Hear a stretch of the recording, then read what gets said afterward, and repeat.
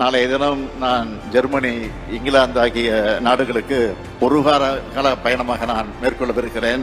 நம்ம திராவிட மாடல் ஆட்சி பொறுப்பேற்றதற்கு பிறகு தமிழ்நாட்டுக்கு இதுவரை சுமார் 10 லட்சம் கோடி ரூபாய் மதிப்பிலான தொழில்களை நாம் ஈர்த்திருக்கிறோம். இதுக்கான என்னுடைய வெளிநாட்டு பயணங்களின் போது முதலீட்டாளர்களும் தொழில் நிறுவனங்களும் தமிழ்நாட்டில் முதலீடு செய்ய மனப்பூர்வமாக ஆர்வம் காட்டுவதை நான் பார்த்துக் கொண்டிருக்கிறேன். இப்போ இந்த பயணத்துல என்ன திட்டமிட்டிருக்கோம்னா அதை பற்றி நாளைய தினம் நான் விமானத்தில் ஏறி புறப்படுவதற்கு முன்பு நிச்சயமாக பத்திரிகையாளரை சந்தித்து அந்த விவரங்களை தான் சொல்ல போகிறேன். ஆனால் அதற்கு முன்னாடி நடைபெறக்கூடிய இந்த திருமண விழாவில் ஒரு முக்கியமான நிகழ்வை அறிவிக்க விரும்புகிறேன். நம்முடைய தமிழ் சமுதாயம் சுயமரியாதையோடு தலைநிமிர்ந்து நடைபெறுவதற்கு காரணம் தந்தை பெரியார் அவர்கள். அதனால்தான் தந்தை பெரியாரை பற்றி எழுதின பாவேந்தர் பாரதிதாசன் அவர்கள் சொன்னார்கள், தொண்டு செய்து பழுத்த பழம் தூயதாடி மார்பில் விழும் மண்டை சுரப்பை உலகு தொழும் மனகுவையில் சிறுத்தை எழும்னு எழுதினார். பகுத்தறிவு தந்தை பெரியாரின் சிந்தனையை உலகத்துடன் காட்சியை நாம் இந்த பயணத்துல பார்க்க போறோம். உலகின் மிகப்பெரிய அறிஞர்களை தந்திருக்கக்கூடிய புகழ்மிக்க அறிவுசார் நிறுவனமாக போற்றப்படும் ஆக்ஸ்போர்ட் பல்கலைக்கழகத்துல